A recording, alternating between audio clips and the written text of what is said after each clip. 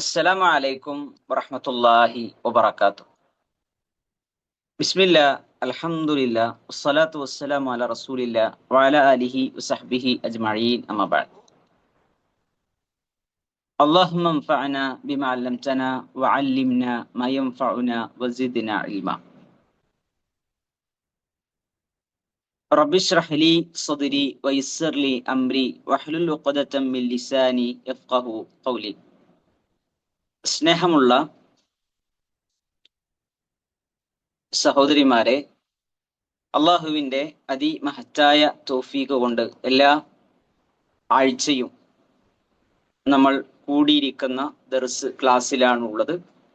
ഒരുപാട് തിരിച്ചറിവുകൾ ഉൾക്കൊള്ളാനും പഠിക്കാനും മനസ്സിലാക്കാനും ഒക്കെ നമുക്കിതിലൂടെ സാധിക്കാറുണ്ട്. റഹ്മാനായ റബ്ബ് ഇന്നും നമ്മുടെ ഈമാൻ വർദ്ധിപ്പിക്കുന്ന, നമ്മുടെ ദീനിനോട് ഇഷ്ടമുണ്ടാക്കുന്ന ഒരു സൽക്കർമ്മമായി അള്ളാഹു നമ്മളിൽ നിന്നും ഇതിനെ മാറ്റി തീർക്കുമാറാകട്ടെ. റബ്ബ് നമ്മുടെ തുലാസിൽ കനം തൂങ്ങുന്ന സ്വാലിഹായ കർമ്മമായി നമ്മളിൽ നിന്നും സ്വീകരിക്കുമാറാകട്ടെ. ദീൻ എളുപ്പമാണെന്നറിയിക്കുന്ന 10 തെളിവുകളാണ് ഇൻഷാ അല്ലാഹ് ഈ ഒരു ക്ലാസ്സിലൂടെ നമ്മൾ മനസ്സിലാക്കുന്നത്. പലപ്പോഴും ദീൻ എന്ന് പറഞ്ഞാൽ അത് പ്രയാസമുണ്ടാക്കുന്നതാണ്, അത് ബുദ്ധിമുട്ടുണ്ടാക്കുന്ന സംഗതിയാണ് എന്ന് പിശാച് നമ്മുടെ മനസ്സിൽ തോന്നിപ്പിക്കാറുണ്ട്. എന്നാൽ ദീൻ വളരെ എളുപ്പമാണ് എന്നുള്ളതാണ് ഇസ്ലാമികമായ പ്രമാണങ്ങളെ അടുത്തറിയുന്ന, ഇസ്ലാമികമായ നിയമങ്ങളും മര്യാദകളും കൃത്യമായി പഠിക്കുന്ന ഒരാളെ സംബന്ധിച്ചിടത്തോളം മനസ്സിലാക്കാൻ സാധിക്കുന്നത്.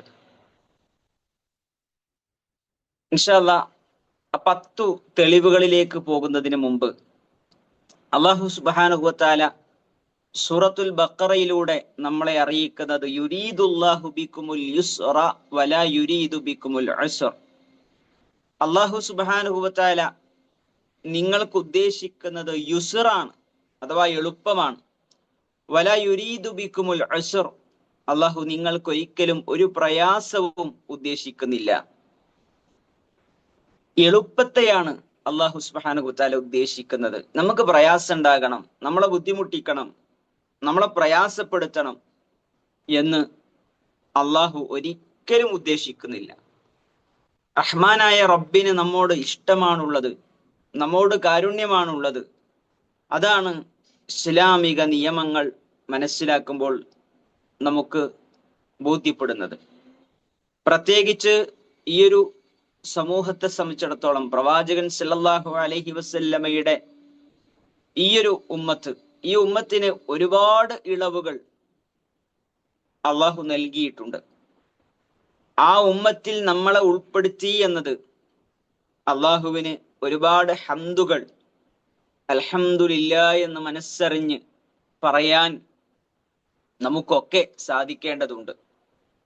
നബി സല്ലല്ലാഹു അലൈഹി വസല്ലം പറഞ്ഞു, ഇന്ന ദീന യുസ്റുൻ, തീർച്ചയായും ദീൻ എന്ന് പറയുന്നത് അത് യുസ്റാണ്, അത് എളുപ്പമാണ്, അതൊരിക്കലും ഒരു പ്രയാസമുള്ള സംഗതിയല്ല. ഇതാണ് ഒരുപാട് വചനങ്ങൾ ഈ വിഷയത്തിൽ ഉണ്ടെങ്കിലും അടിസ്ഥാനപരമായി നമ്മൾ മനസ്സിലാക്കിയിരിക്കേണ്ട പ്രധാനപ്പെട്ട ആയത്തും ഹദീസും. മഹാനായ റസൂലുള്ളാഹി സ്വല്ലല്ലാഹു അലൈഹി വസല്ലമയെ കുറിച്ച് ആയിഷ റളിയല്ലാഹു തആല അൻഹ പറഞ്ഞ ഒരു വാചകം കൂടി നമുക്ക് ചേർത്തി മനസ്സിലാക്കാം. മാ ഖുയ്യിറ റസൂലുള്ളാഹി സ്വല്ലല്ലാഹു അലൈഹി വസല്ലം ബൈന അംറൈൻ ഇല്ലാ അഖദ ഐസറഹുമാ മാ ലം യകുൻ ഇസ്മൻ. നബി സല്ലല്ലാഹു അലൈഹി വസല്ലമക്ക് 2 കാര്യം, അതിൽ ഏതെങ്കിലും ഒരു കാര്യം സെലക്ട് ചെയ്യാൻ, തെരഞ്ഞെടുക്കാൻ അനുവാദം കൊടുക്കുകയാണെങ്കിൽ പ്രവാചകൻ സല്ലല്ലാഹു അലൈഹി വസല്ലം എളുപ്പമുള്ള കാര്യമായിരുന്നു തെരഞ്ഞെടുത്തിരുന്നത്. ഓക്കെ എന്ന് റസൂലുള്ളാഹി സ്വല്ലല്ലാഹു അലൈഹി വസല്ലമയെ കുറിച്ച് ആയിഷമ്മ പറയുകയാണ്. അതാണ് സാബിറ മാം, നിങ്ങളുടെ റേഞ്ചിന്റെ പ്രശ്നമാണ്. നിങ്ങൾ പൊതുവിൽ റേഞ്ചിന് എന്തൊക്കെയോ പ്രശ്നമുണ്ട്. ബാക്കിയുള്ളവരൊക്കെ കൃത്യമായിട്ട് കേൾക്കുന്നുണ്ട്. ഒന്നേ റേഞ്ച് ഡാറ്റന്റെ പ്രശ്നമായിരിക്കും, അല്ലെങ്കിൽ പിന്നെ അവിടുത്തെ റേഞ്ചിന്റെ പ്രശ്നമായിരിക്കും. ഓക്കെ, അപ്പൊ 10 കാര്യങ്ങൾ പഠിക്കാൻ നിങ്ങൾ റെഡി ആണെങ്കിൽ 10 എന്ന് ടൈപ്പ് ചെയ്യാം. സാബിറമായി ഒന്ന് ലീവ് ചെയ്തിട്ട് ഒന്ന് റീജോയിൻ ചെയ്ത് നോക്കി.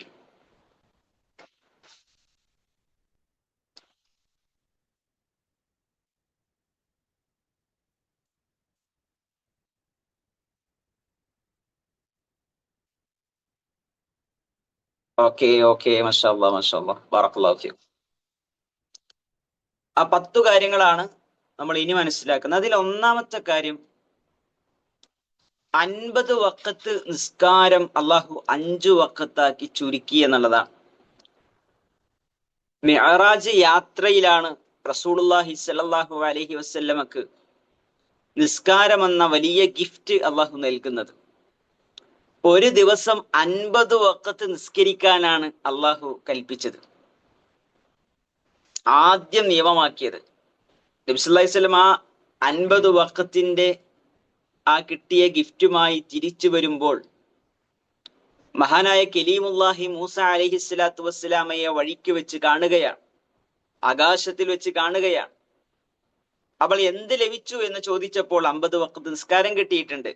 രാവിലെയും പ്രഭാതത്തിലും പ്രദോഷത്തിലും അതുപോലെ തന്നെ രാത്രിയിലുമൊക്കെയായി നിസ്കരിക്കേണ്ട 5 വഖത്ത് നിസ്കാരത്തെ കുറിച്ച് പറഞ്ഞപ്പോ അദ്ദേഹം പറഞ്ഞു, ഇതൊരിക്കലും താങ്കളുടെ ഉമ്മത്തിന് നിർവഹിക്കാൻ കഴിയില്ല, അതവർക്ക് ഭാരമായിരിക്കും, അതുകൊണ്ട് കുറക്കാൻ പറയുക, അള്ളാഹിനോട് വീണ്ടും ചെന്ന് കുറച്ചു തരാൻ പറയുക. അങ്ങനെ നബി സല്ലല്ലാഹു അലൈഹി വസല്ലം വീണ്ടും ചെന്നു, അള്ളാഹു കുറച്ചു കൊടുത്തു. വീണ്ടും മൂസ അലൈഹി സ്വലാത്തു വസ്സലാമയുടെ അടുക്കൽ വന്നപ്പോൾ വീണ്ടും കുറക്കാൻ ആവശ്യപ്പെട്ടു. വീണ്ടും നബി സല്ലല്ലാഹു അലൈഹി വസല്ലമയോട് തിരിച്ചു ചെല്ലാൻ പറഞ്ഞു.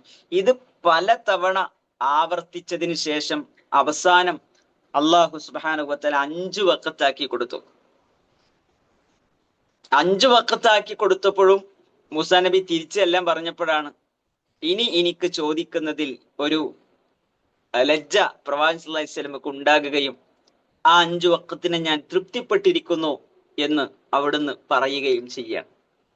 ഓക്കെ, ആ 5 വഖത്തിനെ കുറിച്ച് അള്ള പറഞ്ഞത് ഇമാം ബുഖാരി ഉദ്ധരിക്കുന്ന ഹദീസിൽ കാണാം, ഹിയ ഖംസുൻ, അത് 5 വഖത്താണെങ്കിലും വഹിയ ഖംസൂൻ, അള്ളാന്റെ അടുക്കൽ അത് 50 വഖത്താണ്.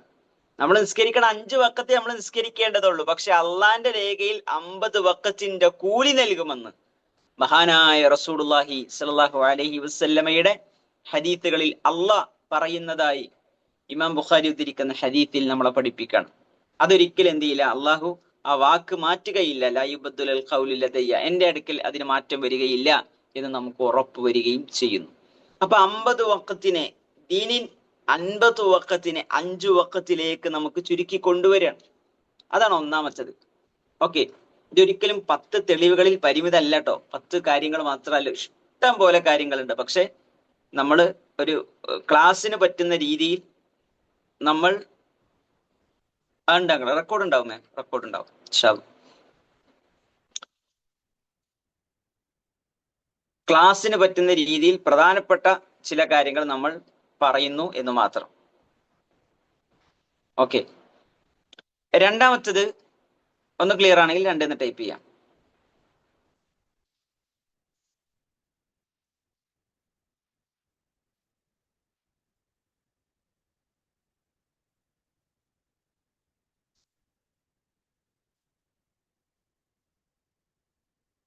ഓക്കെ ഓക്കെ, മാഷാ അല്ലാഹ്, ബറക്കല്ലാഹു ഫീക്കും. രണ്ടാമത്തത്, നിസ്കാരം പ്രയാസമുള്ളവർക്ക് അള്ളാഹു എളുപ്പമാക്കി കൊടുത്തു എന്നുള്ളതാണ്. ശരിക്കും മനസ്സിലാക്കണം. ഇപ്പൊ ജമ്മും ഖസ്റും നമുക്കറിയാം. യാത്രക്കാരനെ സംബന്ധിച്ചിടത്തോളം അയാൾക്ക് ഖസ്റാക്കി നിസ്കരിച്ചാൽ മതി. വഇദാ ദറബതും ഫിൽ അർളി ഫലൈസ അലൈക്കും ജുനാഹുൻ അൻ തഖ്സുറു മിനസ് സ്വലാ. നിങ്ങൾ യാത്രയിലാണോ, ഭൂമിയിലൂടെ യാത്ര ചെയ്യുകയാണോ, നിങ്ങൾക്ക് എന്ത് ചെയ്യാം? നിങ്ങൾക്ക് നിസ്കാരം ഖസ്റാക്കുന്നതിൽ 4 റക്അത്തുള്ള നിസ്കാരം 2 റക്അത്തായി ചുരുക്കി നമസ്കരിക്കുന്നതിൽ നിങ്ങൾക്ക് യാതൊരു കുഴപ്പവുമില്ല. അത് അള്ളാഹു നമുക്ക് നൽകിയ റുഖ്സയാണ്, ഇളവാണ്. ഓക്കെ, അത് നമുക്ക് പ്രയാസമില്ലാതിരിക്കാൻ, നമ്മുടെ യാത്രയുടെ ആ ഒരു ക്ലേശം, അത് അവിടെ ആ ഒരു പ്രയാസം ഒന്നുകൂടി കുറക്കാൻ വേണ്ടി റഹ്മാനായ റബ്ബ് നമുക്ക് നൽകിയ ഇളവാണ്. അതുപോലെ തന്നെ നബി സല്ലല്ലാഹു അലൈഹി വസല്ലം രോഗിയെ സംബന്ധിച്ചിടത്തോളം, അല്ലെങ്കിൽ നിൽക്കാൻ കഴിയാത്ത, നിന്ന് നിസ്കരിക്കാൻ കഴിയാത്ത ഒരാളാണെന്നുണ്ടെങ്കിൽ അയാൾ എങ്ങനെ നിസ്കരിക്കണം? ഇസ്ലാം പറഞ്ഞു, സ്വല്ലി ഖായിമൻ, നീ നിന്നിട്ടാണ് നിസ്കരിക്കേണ്ടത്.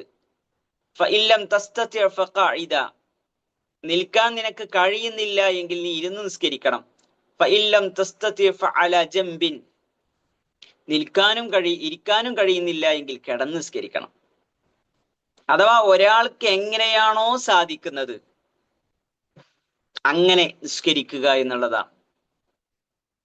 ഓക്കെ, അവിടെ നിൽക്കാൻ കഴിയാത്ത ഒരാളോട് ആ കഴിയാത്ത ഒരു കാര്യം ഒരിക്കലും അള്ളാഹു കൽപ്പിക്കുന്നില്ല. അത് അള്ളാഹുവിന്റെ കാരുണ്യമാണ്, അള്ളാഹു സുബ്ഹാനഹു വ തആലയുടെ സ്നേഹത്തിന്റെ ഭാഗമാണ്. അതുപോലെ തന്നെ മെൻസസ് പീരീഡിൽ ഒക്കെ സഹോദരിമാരെ സംബന്ധിച്ചിടത്തോളം അവർക്ക് നിസ്കരിക്കാൻ പാടില്ല എന്നുള്ള സംഗതി തന്നെ ഇസ്ലാം വെച്ചിട്ടുണ്ട്. ഓക്കെ, അതാണ് രണ്ടാമത്തത്, നിസ്കാരവുമായി ബന്ധപ്പെട്ട് ഉള്ള കാര്യം. മൂന്നാമത്തത്, വെള്ളം ഉപയോഗിക്കാൻ ഒരാൾക്ക് വെള്ളമില്ല, വുളു എടുക്കാനുള്ള വെള്ളമില്ല, അല്ലെങ്കിൽ വെള്ളം ഉപയോഗിക്കാൻ അയാൾക്ക് ശാരീരികമായ പ്രയാസമുണ്ട്, രോഗമുണ്ട്, അതുകൊണ്ട് വെള്ളം ഉപയോഗിക്കാൻ പറ്റൂല. ഇങ്ങനെയുള്ള സാഹചര്യങ്ങളിൽ അവർ നിർബന്ധമായും വെള്ളം ഉപയോഗിച്ചേ വുളു ചെയ്യാൻ പാടുള്ളൂ എന്ന് ഇസ്ലാം പറയുന്നില്ല. അതുകൊണ്ടാണ് സൂറത്തു മാഇദയിലെ 6-ാമത്തെ വചനത്തിൽ അല്ലാഹ് പറഞ്ഞത്, ഫലം തജിദൂ മാഅൻ ഫതയമ്മമൂ സഈദൻ തയ്യിബ ഫംസഹൂ ബിവുജൂഹികും വഅയ്ദീകും മിൻഹു. നിങ്ങൾക്ക് വെള്ളം കിട്ടിയില്ല എങ്കിൽ നിങ്ങൾ എന്ത് ചെയ്യണം?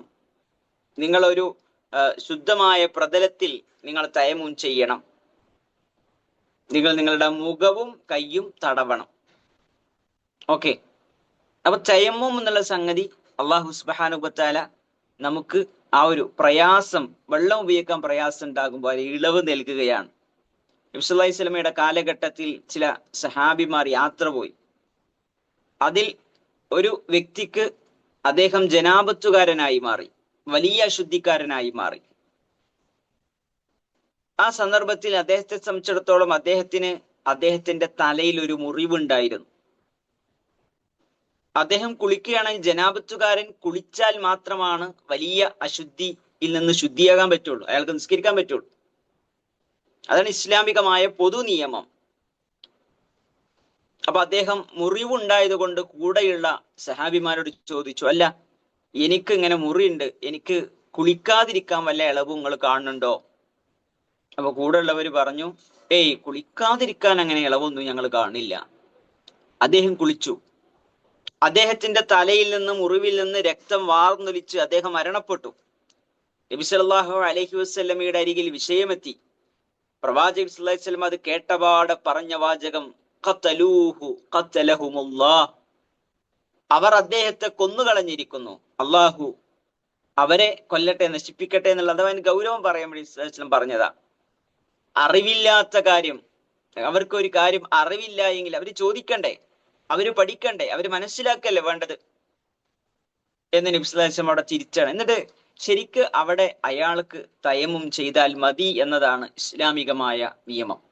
ഓക്കെ, അഥവാ അയാളുടെ ജീവൻ നഷ്ടപ്പെടുത്തി ശാരീരികമായ കൂടുതൽ ബുദ്ധിമുട്ടുകളിലേക്ക് കൊണ്ടുപോയി അദ്ദേഹത്തിന്റെ രോഗം വർദ്ധിക്കുന്ന ഒരവസ്ഥയിലേക്ക് പോകേണ്ടതില്ല എന്നാണ്. അവിടെയും ഇസ്ലാം ഒരു ലളിതമായ ഇളവുകൾ ഇസ്ലാം നമ്മുടെ മുമ്പിൽ വെക്കുകയാണ്. ഓക്കെ, അപ്പൊ തയമ്മ് എന്നുള്ളത് അതിൽ പഠിപ്പിക്കപ്പെട്ട ഒരു സംഗതിയാണ്. അതേപോലെ തന്നെ ഖുഫയുടെ മുകളിൽ തടവുക എന്നുള്ളത് നബി സല്ലല്ലാഹു അലൈഹി വസല്ലമയുടെ ഹദീസിൽ കാണാൻ പറ്റും. മഹാനായ മുഗീറത്ത് ഇബ്നു ശുഅബ റളിയല്ലാഹു അൻഹു പറയാണ്, റഅയ്തു നബിയ സല്ലല്ലാഹു അലൈഹി വസല്ലം യംസഹു അലൽ ഖുഫൈൻ, നബി സല്ലല്ലാഹു അലൈഹി വസല്ലം ഖുഫയുടെ മുകളിൽ തടവുന്നതായിട്ട് ഞാൻ കണ്ടിട്ടുണ്ട്. അഥവാ ഒരാൾ യാത്രക്കാരനാണ്, അല്ലെങ്കിൽ നാട്ടിൽ താമസിക്കുന്നവനാണ്, അദ്ദേഹം ശുദ്ധിയോടുകൂടെ തന്നെയാണ് ഖുഫ, അല്ലെങ്കിൽ നമ്മുടെ നാട്ടിൽ എന്ന് പറയുന്ന സോക്സ് ഒക്കെ ധരിച്ചിട്ടുള്ളത്.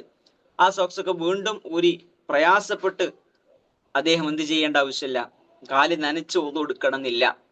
നേരെ മറിച്ച് വുളു ചെയ്യുമ്പോൾ കാലിന്റെ ഭാഗം എത്തുന്ന സമയത്ത് അതിന്റെ മുകളിൽ തടവിയാൽ മതി. യാത്രക്കാരന് 3 ദിവസവും അതുപോലെ തന്നെ നാട്ടിൽ താമസിക്കുന്നവന് 1 ദിവസവും അങ്ങനെ ചെയ്യാൻ ഇസ്ലാം ഇളവ് നൽകിയിട്ടുണ്ട്.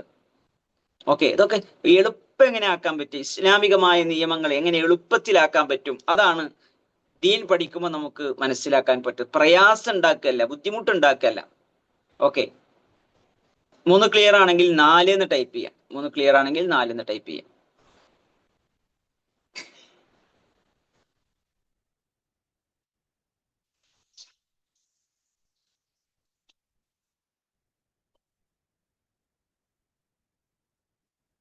നാല്. ഗുഡ്, മാഷാ അല്ലാഹ്, ബറക്കല്ലാഹു ഫീക്കും. 4-മത്തേത് ലളിതമായ നോമ്പ്. നമ്മളെ സംബന്ധിച്ചിടത്തോളം നോമ്പ് നമുക്ക് സിമ്പിളാണ്. നോമ്പ് ഈ സമൂഹത്തിന് എളുപ്പത്തിലാണ് അല്ലാഹ് ആക്കിയിട്ടുള്ളത്. മുൻകഴിഞ്ഞ സമൂഹത്തെ സംബന്ധിച്ചിടത്തോളം അത്താഴം എന്നുള്ള സിസ്റ്റം അവർക്കില്ല. ശരിക്കും മനസ്സിലാക്കണം. അവര് മഗ്‌രിബിന് നോമ്പ് തുറന്നതിന് ശേഷം ഒന്ന് ഉറങ്ങിപ്പോയി വിചാരിക്കുക, അല്ലെ ഇശാ കഴിഞ്ഞു, പിന്നെ അവരെ സംബന്ധിച്ചിടത്തോളം അവർക്ക് ഭക്ഷണം കഴിക്കാൻ പറ്റൂല, അല്ലെ ഈ ഭാര്യയുമായുള്ള ശാരീരിക ബന്ധത്തിൽ, ഭർത്താവുമായുള്ള ശാരീരിക ബന്ധത്തിൽ ഏർപ്പെടാൻ പറ്റൂല. അവർക്ക് സുബൈക്ക് തൊട്ടു മുമ്പുള്ള ഈ രീതിയിലുള്ള അത്താഴം കഴിക്കുക എന്നുള്ള സിസ്റ്റം ഇല്ല. എന്നാൽ നമ്മളെ സംബന്ധിച്ചിടത്തോളം, ഈ ഉമ്മത്തിനെ സംബന്ധിച്ചിടത്തോളം നബി സല്ലല്ലാഹു അലൈഹി വസല്ലം പറഞ്ഞു, ഫസ്ലു മാ ബൈന സിയാമിന വസിയാമി അഹ്ലിൽ കിതാബി അകലത്തു സഹർ. നമ്മുടെയും മുൻകഴിഞ്ഞ വേദക്കാരുടെയും ഇടയിലുള്ള വ്യത്യാസം എന്ന് പറഞ്ഞാൽ നമുക്ക് എന്തുണ്ട്? അകലത്തു സഹർ, നമുക്ക് അത്താഴം കഴിക്കാൻ പറ്റും, അല്ലെ? ബാങ്ക് കൊടുക്കുന്നതിന് മുമ്പ് നമ്മൾ അത്താഴം കഴിച്ചിട്ടാണ് നമ്മൾ നോമ്പെടുക്കുന്നത്. പിന്നെ മഗ്‌രിബ് വരെ ആ ഒരു സമയം എന്ന് പറഞ്ഞാൽ ഈ തൊട്ട് മുമ്പ്, ഈ സുബഹിസ്കാരത്തിന്റെ ബാങ്കിന്റെ തൊട്ട് മുമ്പ് നമ്മൾ അത്താഴം കഴിക്കുന്നത് കൊണ്ട് തന്നെ അതിന്റെ ഒരു ഉന്മേഷവും ഒരു എനർജിയും നമ്മളെ സംബന്ധിച്ചിടത്തോളം ലഭിക്കും. ഓക്കെ, അപ്പൊ നമ്മുടെ നോമ്പ് എന്നുള്ളത് ലളിതമായ രീതിയിലാണ് റഹ്മാനായ റബ്ബ് നമുക്ക് ക്രമീകരിച്ചു തന്നിട്ടുള്ളത്. 5-മത്തേത് തുണിയിൽ നജസായാൽ നമ്മൾ കഴുകിയാൽ മതി. നമുക്ക് വൃത്തിയാക്കണമെങ്കിൽ നമ്മുടെ ഡ്രസ്സിലോ നമ്മുടെ തുണിയിലോ ഒക്കെ നജസായി കഴിഞ്ഞാൽ നമുക്ക് അത് ജസ്റ്റ് കഴുകിയാൽ മതി, അല്ലെ? അതാണ് പോകുന്നവരെ കഴുകിയാൽ മതി. എന്നാൽ മുൻഗാമികളെ സംബന്ധിച്ചിടത്തോളം അവർക്ക് കഴുകിയാൽ പോരാ. മഹാനായ സുഫിയാൻ സൗരി റഹ്മത്തുള്ളാഹി അലൈഹി പറയാണ്, ബനു ഇസ്രായേലിനെ സംബന്ധിച്ചിടത്തോളം ഇദാ അസാബ സൗബ അഹദിഹിം ബൗലൻ, അവരുടെ വസ്ത്രത്തിൽ, ആരുടെയും വസ്ത്രത്തിൽ മൂത്രായി അല്ലെങ്കിൽ നജസായി, അവരെന്ത് ചെയ്യും? ഖറലഹു ബിൽ മഖാരിർ, അവര് കത്രിക കൊണ്ട് അത് മുറിച്ചു കളയും. വഖദ് ഔസഅ അല്ലാഹു അലൈക്കും ഫഹദ റഹ്മത്തും ബിക്കും, അല്ലാഹു സുബ്ഹാനഹു വതആല നമുക്ക് കാരുണ്യമായിട്ടാണ് അത് കഴുകിയാൽ മതി എന്നുള്ള നിയമം വന്നത്. മുൻകഴിഞ്ഞ സമൂഹങ്ങളിൽ നിന്ന് എത്രത്തോളം അല്ലാഹു നമ്മളോട് കരുണ കാണിച്ചിട്ടുണ്ട്, എത്രത്തോളം നമ്മളോട് കാരുണ്യം കാണിച്ചിട്ടുണ്ട് നമ്മൾ ആലോചിക്കുക. അവർക്ക് മുറിച്ചു കളയണം, ഡ്രസ്സിന്റെ ഓരോ ഭാഗം മുറിച്ചു കളയണം. പക്ഷെ നമുക്ക് മുറിച്ചു കളയേണ്ട ആവശ്യമില്ല. അത് വൃത്തിയാകണമെങ്കിൽ നമ്മളെ സംബന്ധിച്ചിടത്തോളം കഴുകിയാൽ മതി. 6-മത്തേത് അറിയാതെ ചെയ്യുന്ന തെറ്റുകൾക്കും മറന്നു പോകുന്നതിനും നമുക്ക് കുറ്റമില്ല. നമുക്കൊരു കാര്യം അറിയില്ല എന്ന് വിചാരിക്കാം, നമ്മളെ അറിവിലില്ല കാര്യം, അറിയാത്ത ഒരു കാര്യമെങ്കിൽ അത് നമ്മൾ ദീന് പഠിക്കാതിരിക്കാനുള്ള ന്യായമല്ല. ദീന് പഠിക്കുക എന്നുള്ള സംബന്ധിച്ചിടത്തോളം നമ്മുടെ നിത്യജീവിതവുമായി ബന്ധപ്പെട്ട കാര്യങ്ങളിൽ അറിവുണ്ടാക്കുക എന്നുള്ള നിർബന്ധമുള്ള കാര്യമാണ്. എന്നാൽ ഒരു കാര്യത്തിൽ നമുക്ക് അറിവില്ല. ഇപ്പോ നമ്മൾ സാധാരണ പറയുന്ന സംഗതിയാണ്, പള്ളിയിൽ വന്ന് ഗ്രാമീണനായ ഒരു അറബി മൂത്രമൊഴിച്ച സംഭവം. അയാൾക്ക് അറിയില്ല, ഈ പള്ളിയുടെ പവിത്രത അറിയില്ല. അതുകൊണ്ടാണ് നബി സല്ലല്ലാഹു അലൈഹി വസല്ലം ആ രീതിയിൽ, നല്ല രീതിയിൽ ഇടപെട്ടത്, അതിനെക്കുറിച്ച് അറിവ് പകർന്നു കൊടുത്തത്, അറിയാത്തവരെ പഠിപ്പിക്കുക എന്നുള്ള വിശദീകരണമൊക്കെ ആ ഹദീത്തിന്റെ വെളിച്ചത്തിൽ പണ്ഡിതന്മാർ പറഞ്ഞത്. അപ്പൊ അറിയാതെ ചെയ്യുന്ന തെറ്റുകൾക്ക് എന്തില്ല? കുറ്റമില്ല. 2-മത്തേത് മറന്നു പോകണം. നമ്മൾ ഒരു കാര്യം മറന്നുപോയി, അതിന് തെറ്റുണ്ടോ? അതിനും തെറ്റില്ല. നമ്മൾ മറന്നുകൊണ്ട് നോമ്പുകാരനായിരിക്കെ ഭക്ഷണം കഴിച്ചു, കുറ്റമുണ്ടോ? ഇല്ല. നമ്മൾ നിസ്കരിക്കാൻ മറന്നുപോയി, എപ്പോഴെങ്കിലും അങ്ങനത്തെ അവസ്ഥ ഉണ്ടാകുള്ളൂ, അപ്പൊ ഓർമ്മ വരുമ്പോൾ നിസ്കരിക്കണം എന്നുള്ളതാണ്. ഓക്കെ, എന്തെങ്കിലും മറന്നുപോയാൽ അതിനും എന്തില്ല? അതും ഒരു കുറ്റമായി രേഖപ്പെടുത്തുകയില്ല. നബി സല്ലല്ലാഹു അലൈഹി വസല്ലം പറഞ്ഞു, ഇന്നല്ലാഹ വദഅ അൻ ഉമ്മത്തി അൽ ഖതഅ വൻ നിസ്യാന വമസ്തകുരിഹു അലൈ. ഈ ഉമ്മത്തിന് അള്ളാഹു വിട്ടുവീഴ്ച കൊടുത്തിട്ടുണ്ട്. എന്തിന്? ഒന്ന് മറന്നു ചെയ്യുന്നതിന്, ഒന്ന് അബദ്ധത്തിൽ ചെയ്തു പോകുന്നതിന്, അഥവാ അറിയാതെ അറിവില്ലായ്മ കൊണ്ട് ചെയ്തു പോകുന്നതിന്. അതുപോലെ തന്നെ വമസ്തുക്രിഹു അലൈ, നിർബന്ധിക്കപ്പെട്ടു. നമ്മൾ നോമ്പുകാരനാണ്, ഒരാള് കത്തി നമ്മുടെ കഴുത്തിൽ വെച്ചിട്ട് നോമ്പ് മുറിച്ചിട്ടില്ലെങ്കിൽ എന്നെപ്പോ കൊല്ലും. നമ്മൾ ആ രീതിയിൽ അപ്പൊ നമ്മൾ നോമ്പ് മുറിക്കുന്നു, അതിന്റെ പേരിൽ നമുക്ക് കുറ്റമില്ല. നിർബന്ധിക്കപ്പെട്ട് ചെയ്യുന്ന സംഗതിയിൽ നമ്മളെ സംബന്ധിച്ചിടത്തോളം കുറ്റമുള്ള സംഗതിയല്ല. അതും അള്ളാഹു നമ്മോട് കാണിച്ച കാരുണ്യത്തിന്റെ, ദീൻ എളുപ്പമാണ് എന്നതിന്റെ തെളിവാണ്. ഓക്കെ, 6 വരെ ക്ലിയർ ആണെങ്കിൽ 7 എന്ന് ടൈപ്പ് ചെയ്യാം.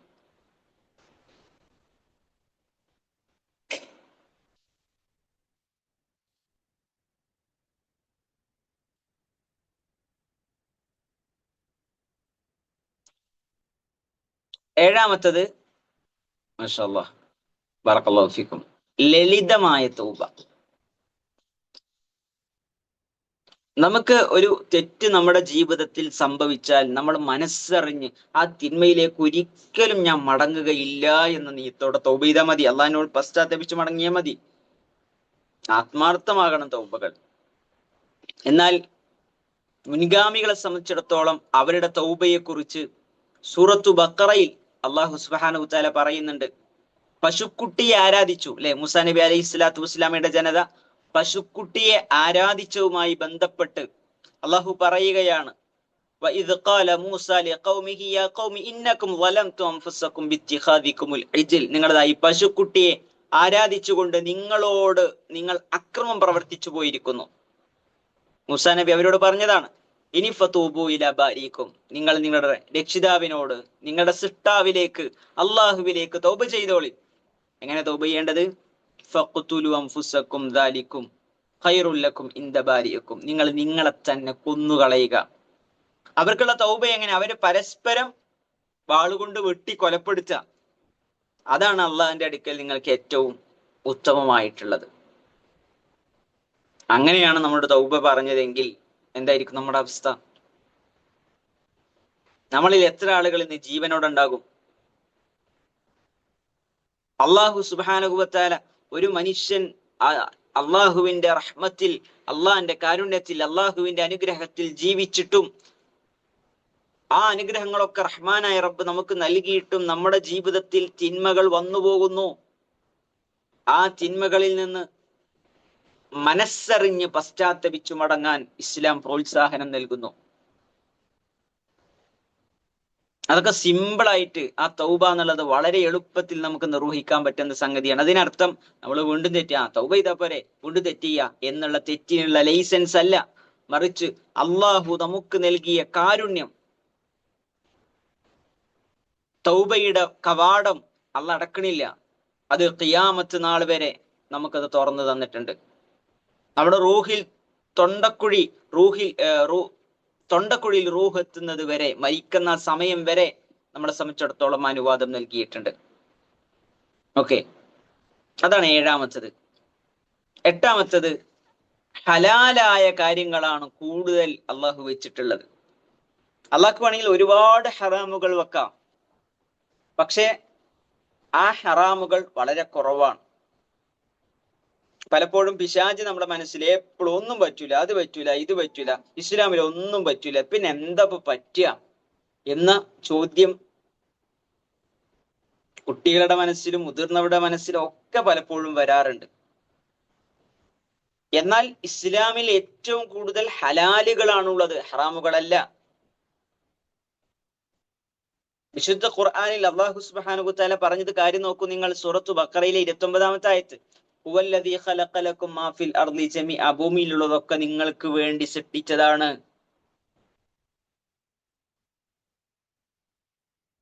ഇടപാടുകളിൽ ശരിക്കും മനസ്സിലാക്കണം, നമ്മൾ കച്ചവടം നടത്തുകയാണ്.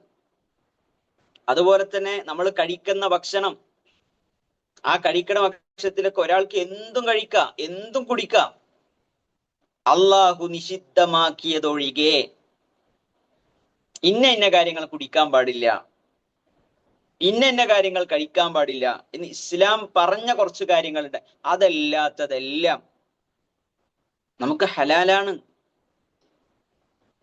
ഏത് കച്ചവടവും നമുക്ക് ഹലാലാണ്, ഇടപാടുകൾ നമുക്ക് ഹലാലാണ്. അതിൽ അള്ളാഹു നിഷിദ്ധമാക്കിയ കാര്യങ്ങൾ അതുണ്ടാകാൻ പാടില്ല. ആ കാര്യങ്ങൾ ഒഴിവാക്കുക. അപ്പൊ അത് അള്ളാഹു സുബ്ഹാനഹു ദീൻ നമുക്ക് എളുപ്പമാക്കിയതിന്റെ ഏറ്റവും പ്രധാനപ്പെട്ട 8ാമത്തെ തെളിവാണ്. 8 ക്ലിയർ ആണെങ്കിൽ 9 എന്ന് ടൈപ്പ് ചെയ്യാം.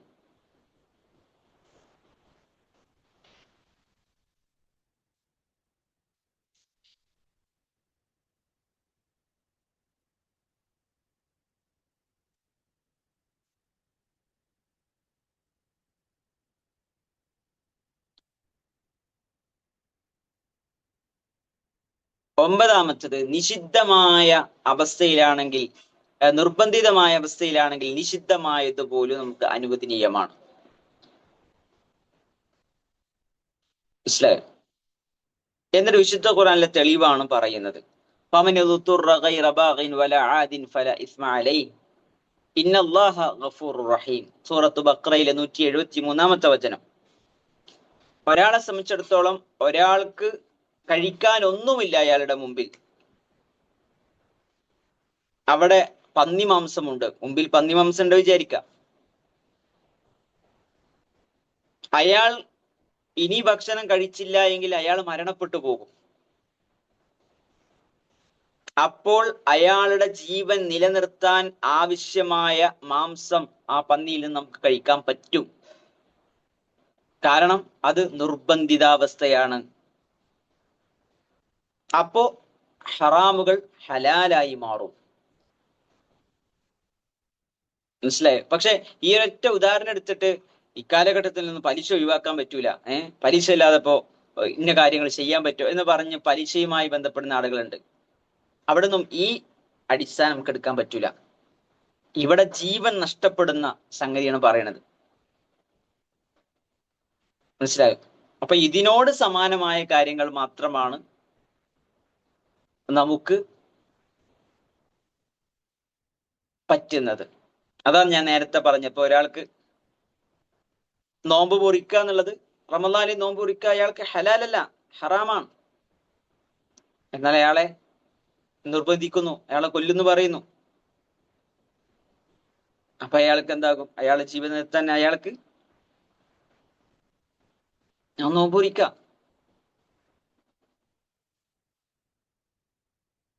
ഓക്കെ, അതാണ് 9ാമത്തത്. 10ാമത്തത് ലളിതമായ വിവാഹം. വിവാഹം എന്ന് മാത്രമല്ല, ഒരു കുട്ടി ജനിക്കുകയാണ്, അല്ലെങ്കിൽ വിവാഹം നടക്കുകയാണ്, അതല്ലെങ്കിൽ പിന്നെ ഒരാൾ മരിക്കുകയാണ്. ആ സമയങ്ങളിലൊക്കെ ഇസ്ലാമികമായ നിയമങ്ങൾ സിമ്പിളാണ്.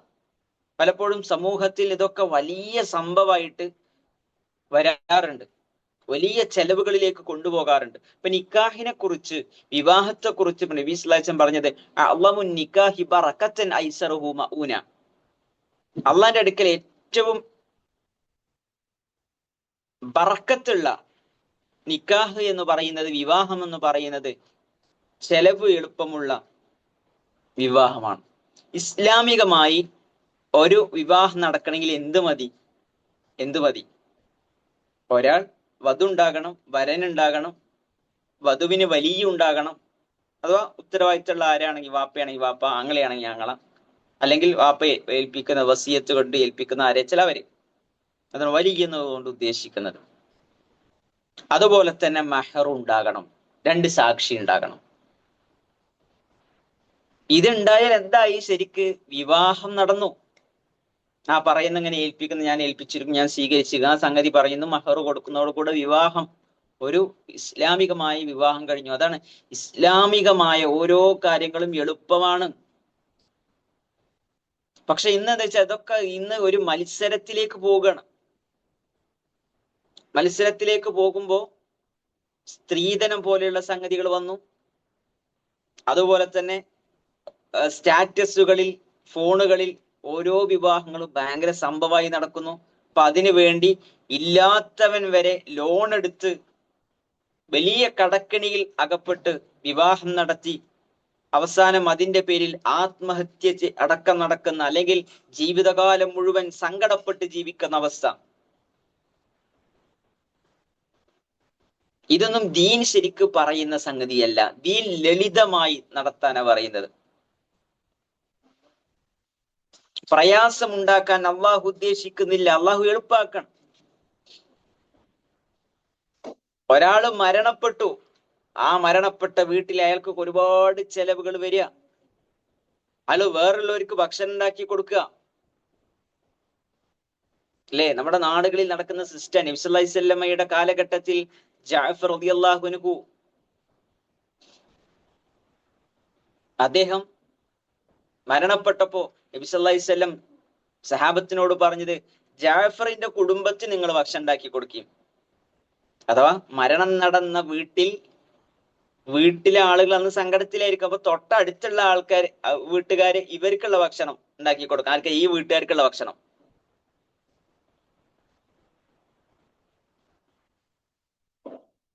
അവിടെ ഒരാൾ മരണപ്പെട്ട് കഴിഞ്ഞാൽ അയാളെ കഫൻ ചെയ്യുന്നു, അയാളെ കുളിപ്പിക്കുന്നു, കഫൻ ചെയ്യുന്നു, അയാൾക്ക് വേണ്ടി മയ്യിത്ത് നിസ്കരിക്കുന്നു, അതുപോലെ തന്നെ ജനാസ ഖബറടക്കുന്നു. അവിടെ ചിലപ്പോ ആ ഖബർ കുഴിക്കാനും ഖബറടക്കാനുള്ള എന്തെങ്കിലും ഒരു പണം കൊടുക്കാണ്ടാവും. അതോടുകൂടി മരണവുമായി ബന്ധപ്പെട്ട സംഗതി ഒക്കെ കഴിഞ്ഞു. പിന്നെ അതിനുശേഷം നമ്മുടെ നാടുകളിൽ ആണ്ട്, അതുപോലെ ഒരുപാട് സംഗതികൾ പലപ്പോഴും വരാറുണ്ട്. അതൊന്നും ഇസ്ലാം പഠിപ്പിച്ചിട്ടില്ല. നമ്മൾ ശരിക്കും മനസ്സിലാക്കണം, ഇങ്ങനെയുള്ള അമിതമായി പ്രയാസപ്പെടുത്തുന്ന ഒരു സംഗതിയും ഇസ്ലാം പഠിപ്പിച്ചിട്ടില്ല. ഒരു കുട്ടി ജനിക്കുന്നു, ഒരു വീട് കൂടൽ ഉണ്ടാകുന്നു,